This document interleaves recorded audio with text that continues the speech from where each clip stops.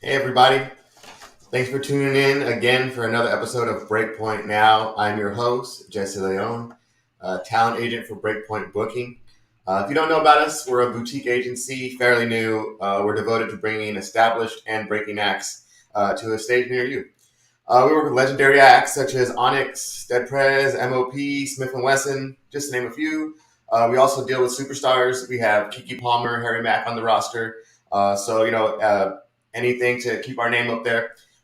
We also work with a slew of breaking acts. We're excited for that to present them to you, bring them to a venue in your area. So you make sure to follow us on all social media so that we can see what we got going on. One of those breaking acts we have for you, very special guests from over here in Los Angeles, original soul and hip hop band, bringing you brass bars and beats. I welcome RW from the Urban Renewal Project. Let's bring him on here. RW, how are you doing? Good. How are you, Jesse? I'm great, man. I'm great. Glad to have you on the show. Yeah, thank you so much for having me. Yeah. How's it been? How you doing? I'm doing all right, all things considered. It's been a Yeah, pretty crazy year and a half or so. How are you? yeah. Same. We're both kind of in the same business, so Yeah. we've definitely had some ups and downs. But hey, we're here. We're still grinding. Mm-hmm. Excited to get out there again. Yeah. All right. So yeah, let's bring it up. It's obviously the biggest topic of the last year and a half, couple years. COVID-19. How has that affected you guys, and what have you guys been doing to stay busy? It's been pretty tough. The whole kind of concept and idea of the group is that we're sort of this large ensemble, live band, live instruments that are playing, hip hop, soul, R&B, funk, jazz adjacent music. So, when the realities of COVID-19 were starting to set in February, March of 2020, it was like, we really can't do what we've been doing together at all because it's not, considered safe. And at least where we were living, it was also against, city regulations to really gather in that way. So everything we were working on just really came to a screeching halt. We had some tour dates on the calendar last spring that, definitely got canceled or pushed off. Some stuff that got postponed one full year to this summer, and then still with us being in the middle of this, is getting postponed or canceled again, Mm-hmm. TBD. So no live performing, and then we were kind of in the middle of kind of finishing up a full length album. We had already released a couple songs from it, and we were hoping to get it done in 2020. And we just weren't really permitted to go in the studio. Some of the band members didn't feel like it was safe to get together to practice or record. So yeah, screeching halt, like I said. Really haven't seen the guys and gals in over a year, except for we did one show in May, back when things were starting to look good for a second. Right. Um, yeah, and we've got some tour dates coming up next month or this month now in August. Hopefully those stick and we get to Yeah. go do that. But still a very long, it seems like a long, slow road to recovery ahead of us still. Yeah. Especially with the new variant coming out. But Yeah. I'm hoping. Like I said, most venues are still trying to keep it open. Whether it's in order to watch a show, you have to be vaccinated or wear your mask. Or Yeah. I know a lot of like in the Bay Area, they're requiring a lot of artists to be vaccinated in order to perform there. Sure. So I know especially going to be true for our state, and Yeah. probably like a lot of East Coast states are probably going to be in that same boat. Yeah, things are looking up. As long as we all can stay safe, and still treat this as still a pandemic, I think we'll be okay. Yeah. It's just when they kind of opened things up, people got crazy and just forgot about it, everything, and that kind of stuff's going to happen. But Yeah. yeah, so yeah, but I'm excited for some live shows. Yeah, I know we got you guys some on the books here, so Yeah. definitely. Really looking forward to it. Excited just to kind of like get out. Ever since I was like a kid, I've always loved like road trips, and just like a couple hours on the highway is somewhat therapeutic for me. So even the idea of just like driving with the gang a little bit, stopping for lunch at some little rest stop or whatever, is pretty exciting to me. I'm looking forward to that change of scenery rather than just being in my house all day every day. Yeah. Right. And then, Whereabouts in LA do you live? I live in Southeast LA County in Bellflower. Oh, okay. Yeah. Not too far. Yeah, I'm in Long Beach, so. Oh, nice. Right down Yeah, the road. same neighborhood, pretty much. Oh yeah, literally right a street down just a little bit away. Yeah, for sure. Yeah. Cool. All right, so let's get into your music. You have a series coming out, Posse Comitatus or Comitatus. How do you pronounce that? Posse Comitatus. Comitatus. Yeah. Okay. I was trying to look it up on Google and figure out how to pronounce that, and I couldn't find it. So I did my best. Yeah. That's interesting. It's in my experience at least, a pretty common phrase in the English-speaking world, but obviously comes from Latin, going way back. So to me, it felt like it would be a really kind of cool name for some kind of, like a fictional story property in English, and then kind of a double meaning on posse, like, people are rolling with their posse or whatever it is, hanging out with your crew. Right. I thought it lent itself to sort of an interesting double entendre story idea. But maybe not. Maybe I'm overestimating people's familiarity with it. Or yeah, no, that's. I mean, I love it. I love it. So number one, Border's Edge. Yeah, you're gonna create a series with this.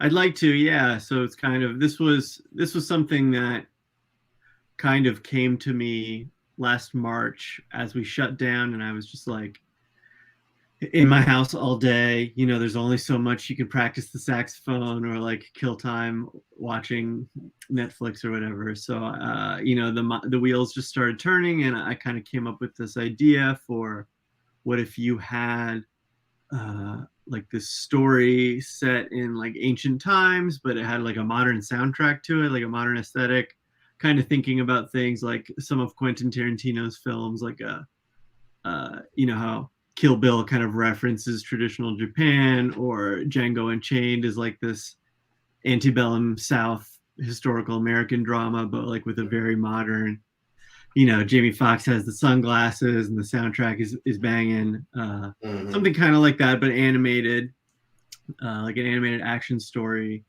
And putting the music and the visuals and the story together in something that maybe I could do by myself, or we could work on remotely during everything that's going on out in public. So that was kind of the genesis of it, and I slowly started to kind of piece things together, reach out to some artists, see what kind of concept artwork we could get going, and it just kind of took on a life of its own as the pandemic dragged out. I would say it was about this point a year ago where the lever really switched, and it was clear we weren't emerging from this pandemic anytime soon. And I was just gonna like go full bore on, let's see how serious and kind of full-fledged of a release we can make with this. So we made a few tracks. We got a guest artist, Vic Mensa, on board with a verse on kind of the main, not title track, but sort of the main single. And wrote and recorded music with the guys remotely, got it mixed, had an artist working on pages because it's like a comic book. In its final form, it became this sort of comic book / manga packaged with a vinyl record of original hip hop made by the band, featuring Vic Mensa with that guest verse I mentioned. Yeah. Really got that going like late last summer, last fall, and then it just came out 2 months ago, available in stores nationwide in the US, and now available digitally worldwide. So yeah, that's kind of the overview. Yeah, absolutely. So and then you had the other song on it is Deserts of the Real. Yeah, and that's like a kind of instrumental jam that so part of the concept of like what Posse Comitatus is, in my opinion, and how it's different from our other music is like using sort of combining modern hip hop production with like sounds from the ancient world. Mhm. So I bought a few like replica musical instruments from ancient Rome and ancient Greece, including like this lyre, like a harp, handheld harp thing.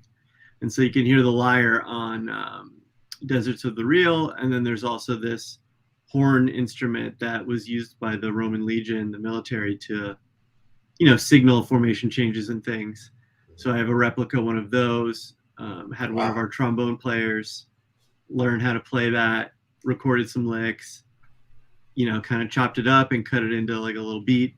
And that's what the single with Vic Mensa, Will to Survive, kind of has this like horn sample in it. And then the B-side, Deserts of the Real, has this ancient lyre instrumental. And so that's kind of the package. Yeah. Oh, yeah, they're awesome. I love it. Now, how are you able to hook up with a star like Vic Mensa? How did that come about? Yeah, he's an artist that I've been really intrigued by for a long time because I feel like he wears a lot of different hats. He kind of came up, not to minimize his solo career at all, but he was like playing with this band in Chicago, and I think he was still in high school, called Kids These Days, I think is the name of the band. And they were kind of similar to our group, the Urban Renewal Project, in that it was like full band, horn section, guitars, drum set, and then I know Vic Mensa was rapping. I don't know if they had like a singer or other MCs, but they were doing a very similar thing with like very creative, kind of hipster, indie, live hip hop. And then I think his profile just like skyrocketed with other things he was doing and probably releasing on SoundCloud or whatever. And he became part of Double XL's freshman class one year, and then kind of the rest is history, I think. But I think he's really talented in terms of, he has really pop / radio oriented kind of trap rap stuff, but then he also has like very what you might call conscious rap or lyrical stuff, or things that are a little more indie, underground, hipster, creative.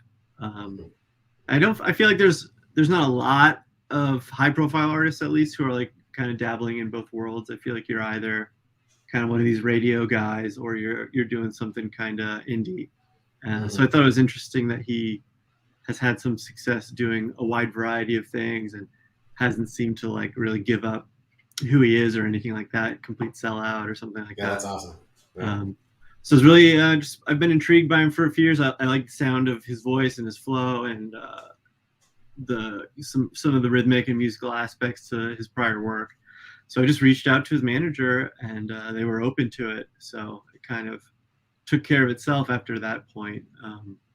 But we didn't know each other in advance, before this. This is, a new thing for us. Mm-hmm. You just reached out to him or reached out to his management? Mm-hmm. Yeah, I think he has management listed on Twitter, his Twitter profile. So I just like sent an email and it took care of itself. They were into it. Nice. That's awesome. Great. I love to see when people get to connect, and build something greater. I love it. Yeah, absolutely. Collaboration's something kind of magical sometimes. Mm-hmm. Absolutely. You have an accompanying manga, like you talked about, to go with this project. Explain that, and like, are you big into that type of literature? Yeah. So the really like 30-second version of the story is, so like I mentioned that Roman horn that the military used to like cue military formations and stuff. So that instrument's called a cornu, and it's like a real historical thing. And I thought it would be cool if like your main character was this horn player, but he's also a soldier and he's like in battle. So he's like fighting people. He's got to play the horn. There's like a musical element, but it's not just it's not a musical series. It's not a musical theater or anything like that. Yeah. And it's got this battle action element. I thought it lent itself really well to some kind of either Saturday morning cartoon or Japanese anime, shonen action drama thing. Mm-hmm. And then once I started finding these like concept artists online and seeing like where my description of the idea kind of inspired them to go, it seemed like a pretty cool thing that fits solidly within some of the tropes and common themes of comic books and manga, but was not something I'd really seen done anywhere before. So yeah, kind of drafted up the first part of a story, sent it off, and had this artist working on the pages. And yeah, I have, especially in the last year, really gotten into manga. I would say prior to that, more into anime, just because it's a little easier to consume. But then, as I've had to research this project and figure out how to work with an artist and stuff, been looking at a lot more at manga and kind of appreciating the differences between manga and anime and manga and American comic books. So yeah, I would definitely say it's a major hobby of mine. Yeah, I know everyone probably found new things to get into during the pandemic when you're like, well, Yeah. what can I do here with my time? Mm-hmm. So I think awesome. it's been nice. There's, all television to an extent is like escapism, but I think there's something really uniquely escapist, for me at least, about watching some of these anime series where there's something about the art style, especially in the backgrounds and the locations, that it's like this heightened magical reality that it really like transports me mentally someplace else where I can kind of forget about, living in a dense city like we do kind of sucks right now, and maybe nothing's open or it's not safe to go outside or whatever.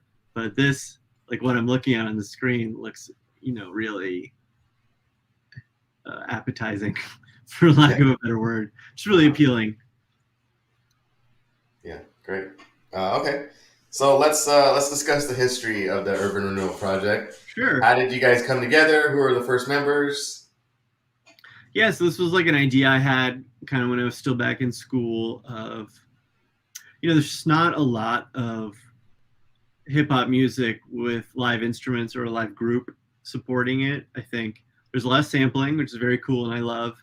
And, there's a few groups like the Roots are kind of the big one that always comes to mind. Mm-hmm. But other than that, it's usually just producers making beats and selling them to artists, and then they go out on tour and perform with tracks. Obviously I'm generalizing, but I just certainly think it's safe to say that's the trend and the style. And so as someone who plays, saxophone and other instruments and likes to write and create recorded music, I just thought it was kind of a sound space and a style that was ripe for exploration and experimentation, and hopefully you could find an audience there for that kind of music.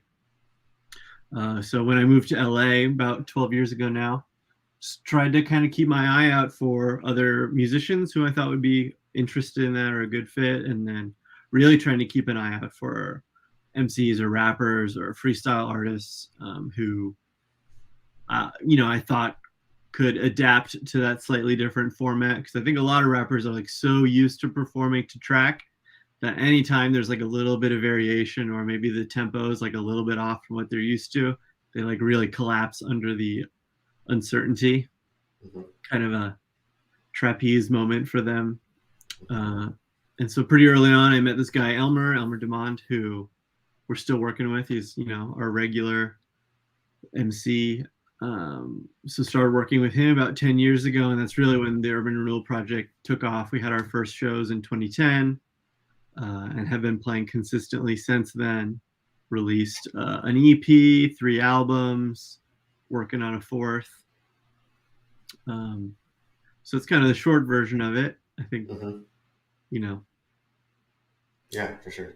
I remember I went to a concert. It was Rakim, Ghostface Killah, and Brother Ali, and they played in front of a full band. Wow! And it was one of the coolest things I've ever seen. I've never seen anything like that. Obviously, like, but yeah, it was amazing. And I was like, man, more rappers should do this. It does. It's a whole different feel.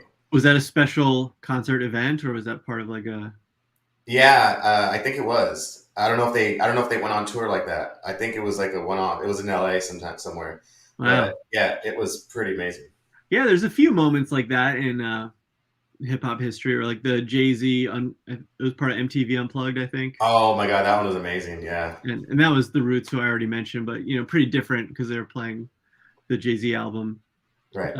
But like people love that video, that concert video, and but not a lot of people are like copying that, doing more with that concept. So I thought it was, and I still do. I think it's like there's so much you could do because there's the world of live instruments and live bands and sounds that are available to like guitar players with pedals and, just dozens and dozens of amazing synth keyboards out there to experiment with, real drums, electronic drums, percussion, hand percussion.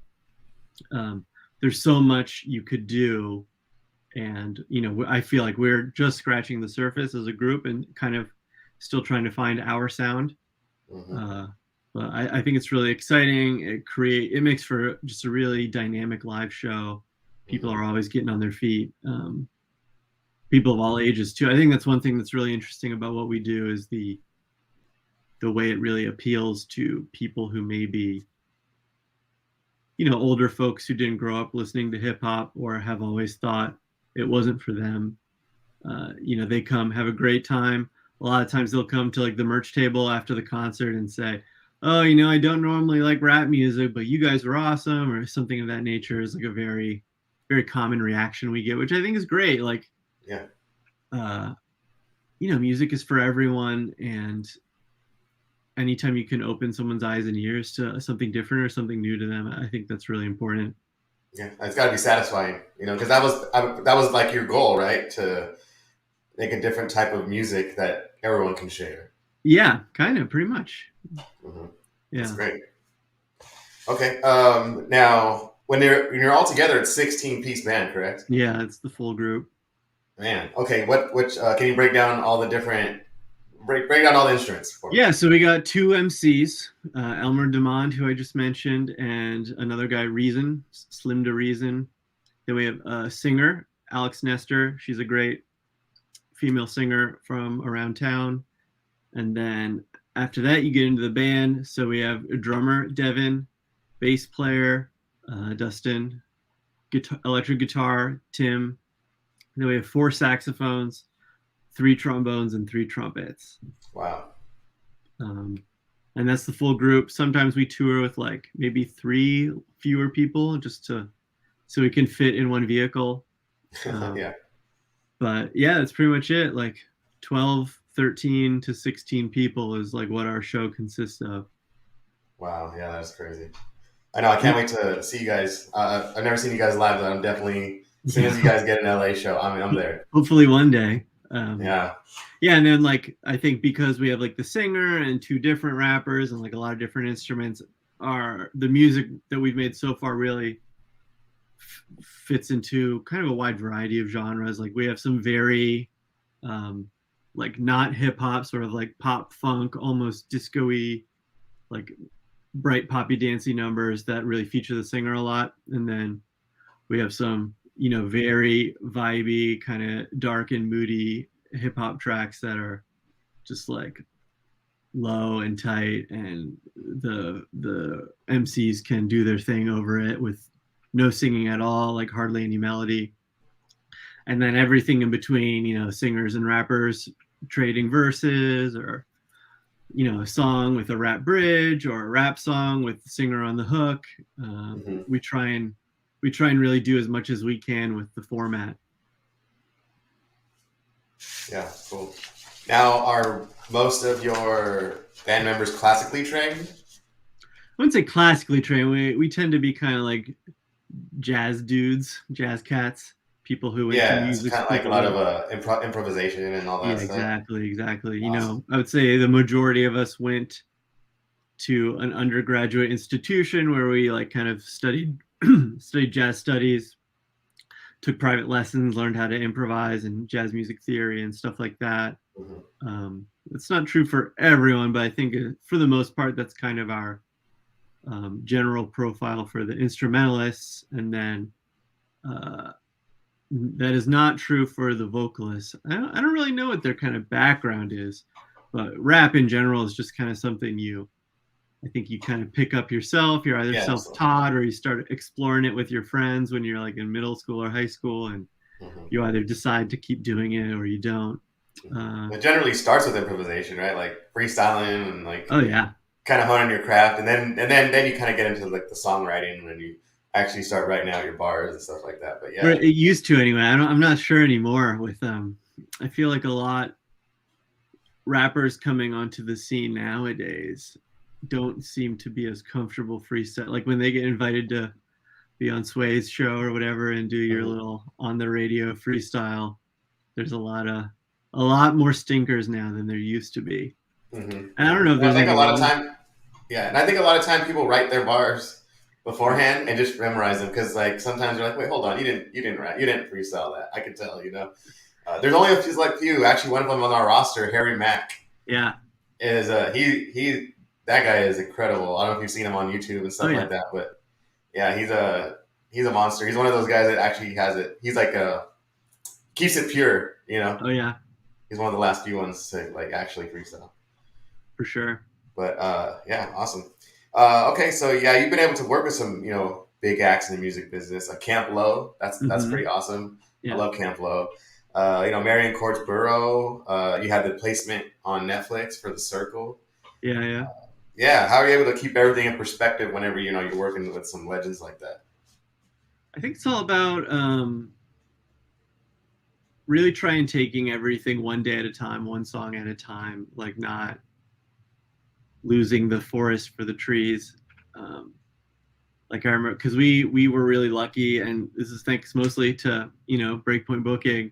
We went on a full tour across the U.S. with Camp Low, like sharing the bus and traveling together and doing the shows every night for like I think it was like 10 or 12 days.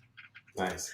Um, but yeah, for me personally, at least, it was never like let it go to your head or like you've made it. Now it's time to like sit back and relax. It was very much like we we need to make every show the best one we can possibly deliver because like now is the time when the eyes are really on us. Like people are starting to notice, so they're going to be kind of pitchforks out in a sense of like how vicious the public and commenters can be sometimes. So as soon as the spotlight's on you, you really got to be bringing your A game, just pushing the band to be like as prepared as possible every day, getting the most in from our sound check so that we were ready once showtime hit. Right. And yeah, I think it served us well. I mean, those shows, I feel like every show we did with them got better and better. So yeah, I think it's all about just like the process and putting the music first. And I kind of think music school helped with that a little bit because music wasn't something I got into for like the glory or the fame or the money. It was like I enjoy making good music, and that's what I want to keep doing. So always keeping the final product in mind as a priority. Yeah, absolutely. That's great. That's great to hear. All right, let's get to okay. So, do you have any projects coming up in the future that you could talk about, or what do you guys have on the docket coming up? Yeah, I think it's a bit of a we're kind of at an inflection point right now. I think with I don't want to sound pessimistic or minimize the great work you guys are doing at Breakpoint, but I do have concerns that it'll be at least spring 2022 before we can really begin to resume regular activities as a full group. That's just my impression trying to read the tea leaves of the Delta variant spikes and vaccine resistance and everything else that goes into that, and just the realities of being a 16 person group with 16 personalities. We have 16 different comfort levels with getting together right now. And I guess I didn't say this earlier, but as horn players, because I play saxophone and then we've got the other saxophones and trumpets and trombone players, that we can't get together and wear a mask. Like if we're going to get together and play music, it is going to be mask off. I think we're all vaccinated at this point, but it's not a magic wand. You can still get sick or whatever. And people just have like different degrees of comfort with that, which I think is fine, but it's something we have to navigate as a group in terms of, well, what goals do we have for the next 6 to 9 months before hopefully we can get back out there and really be back to business as usual.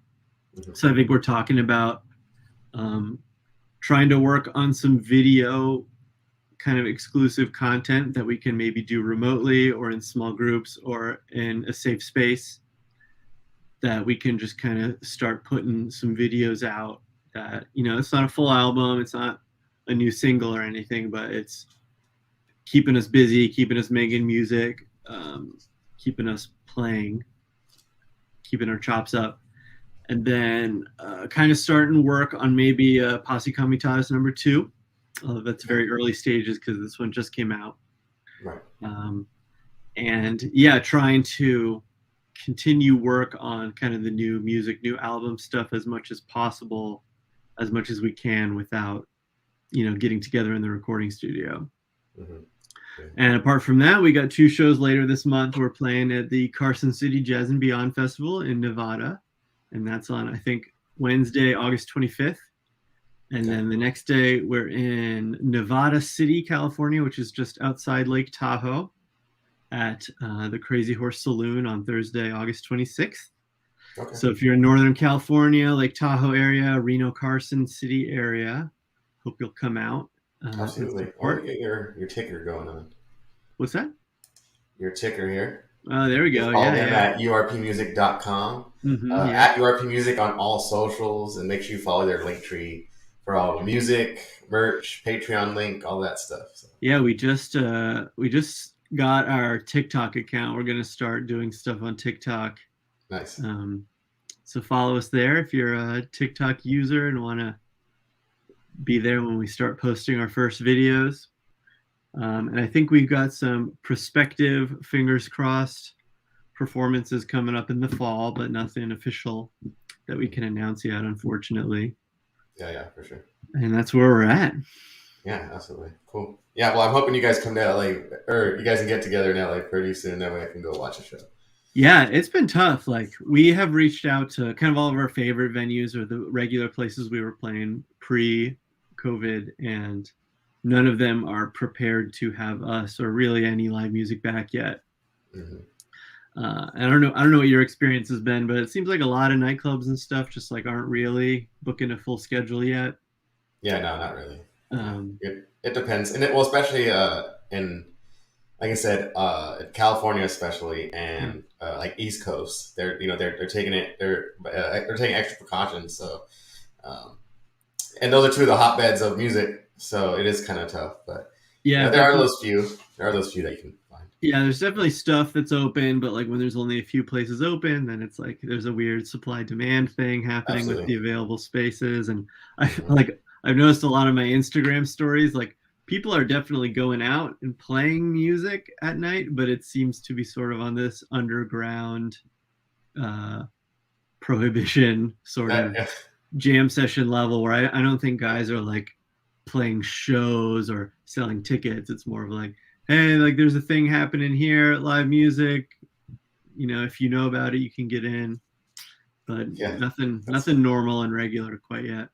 Mm-hmm. Yeah. Well, yeah, like I said, still hoping that, it can come sooner rather than later, but yeah, I hope so. Definitely a wait and see game for sure. All right. Okay. Last question. Who are some of your biggest inspirations, as a band or, yourself, whether it be soul, hip hop, or jazz? Who are some people that you kind of like look up to? I'll start with MF Doom. Was like one of my favorite. I wouldn't really just call him a rapper because he's one of these guys that like produced almost all of his own tracks as well. And I think that's where the music really shines. I tend to love rappers who produce their own beats in general. Like, I think Kanye's music is really good for all his personal faults. And hey, I love Kanye. Kanye. He's got great music. Talented dude.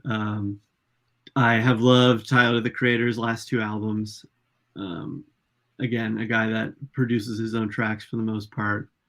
And then in the other, one of my all-time favorite artists is just Gorillaz, and the way they have done kind of a similar thing that, I'm trying to do with the band, which is taking, rap and this hip hop element and combining it with like other styles of music and other genres and other instruments and a live band, and do something like widely accessible with it, not just making weird like hipster indie music that no one listens to, but like really trying to make good stuff that you want to listen to. That's crazy you say that. Actually, and on Spotify they had your last decade of music. Have all your last decade of your favorites. Yeah. Gorillaz was my number one favorite, or was my most listened to act in from the last 10 years. I was shocked. I thought for sure it'd be Jay-Z, Wow. and it was Gorillaz. And that surprised you personally, even though it's your. Yeah, it did. I love Gorillaz. I love them. I listen to all their albums and stuff. But it's funny how that they are the number one. Because they have.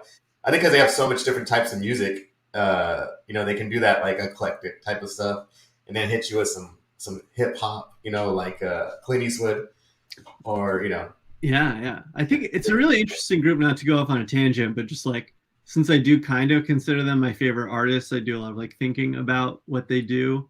And it's interesting how, if you look at the fandom, or if you've ever been to a Gorillaz concert, which I went to the one at the LA Forum in 2018, 2019. I've never been.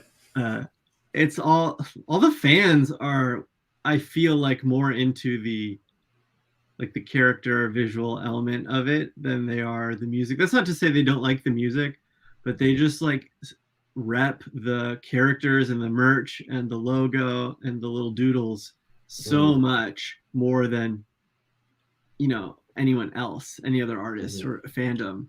And then I think there's a lot of people kind of like yourself where they probably subconsciously really like Gorillaz, but if you ask them, is that your favorite group? Not a lot of people would say Gorillaz is their favorite band or their favorite artist. And I think maybe part of it is because they do have such a wide breadth of a song like Dare is so different than Feel Good Inc. or Clint Eastwood that probably not a lot of people like both a lot. And that maybe gets in the way of people feeling like they identify with the group really strongly. But yeah, I think Damon, the guy who does all the music for Gorillaz, is extremely talented and enjoy almost everything he works on. He had a great solo album that was released a few years ago. It was really good. Kind of definitely a depressing type of music, but definitely had that bass from the Gorillaz, but just in a different. He just brought it out a different way. Same kind of. I like his album too. Yeah. And then on the jazzy kind of more side of things, I think Herbie Hancock and Quincy Jones are pretty huge influences just because of the, and similar Miles Davis, but that's a little cliched to say, I think, but just the breadth of what they did from being early innovators in traditional jazz or bebop or whatever, and then really going through when jazz started to involve R&B, oldies type rhythms and sounds, and then really getting into 70s funk and using synth bass and stuff. And then even later in the 80s, getting into the more of the G-funk kind of Parliament sounds with Herbie Hancock's Rocket, and then all the stuff Quincy did with Michael Jackson. I think it's just amazing and inspiring that a single mind can have so much success in different fields and also continue to evolve with the times and not get stuck in, so many artists just kind of make the same album over and over and over. And I guess their core fan base really likes that. But at a certain point, it gets to be a little weird once they hit 40, 50 years old and they're still coming out with this new music, but it seems a little dated or weird. And, those two artists that I mentioned, I feel really transcended that trend. Yeah, great. Can't go wrong with that. Yeah. All right. Okay. Any last words before we head out? No, just to reiterate, follow us on social media. Pretty much all of our handles across platforms is URP Music. And if you haven't yet, go check out Posse Comitatus, the single "Will to Survive" featuring Vic Mensa, and the first chapter of the manga is available to read for free on Webtoon. So go check it out. Awesome. Great. Well, it's great having you, RW. Yeah, thanks so much. I know it's definitely a long time coming. I know we had some scheduling conflicts we always do. And but yeah, it's great having you on, and I can't wait till I can see you guys live in LA. Or maybe I'll go to the Bay. Who knows? But yeah, I can't wait to see you guys live. And it was a pleasure having you, man. Appreciate you. Yeah, man. Hoping for an LA show soon. Thanks again. Absolutely. Right. Peace. Have a good one. Well, there you have it, guys. RW from the Urban Renewal Project. Make sure you go check them out. All those links I have at the bottom. We're going to give a shout out to our sponsors, Artist Rewards, the Plugs Earbuds, and Hunger Aid.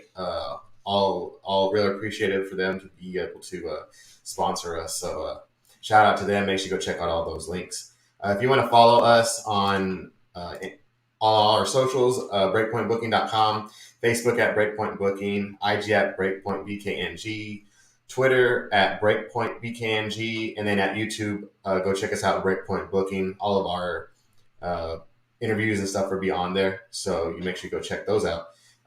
If you want to come check me out, I'm on IG at jesse.breakpoint.booking. I also have a Twitch channel, twitch.tv/The Leon Lounge. I interview a lot of Twitch streamers. It's a fun time. So if you guys ever want to check me out, follow me, and then you can get those notifications whenever I go live. But yeah, once again, this is Breakpoint Now with your host, Jesse Leon. Can't wait to do more of these coming up. And make sure you go follow us on our socials so you can see when our next ones are coming up. And yeah, I love y'all. Appreciate you guys.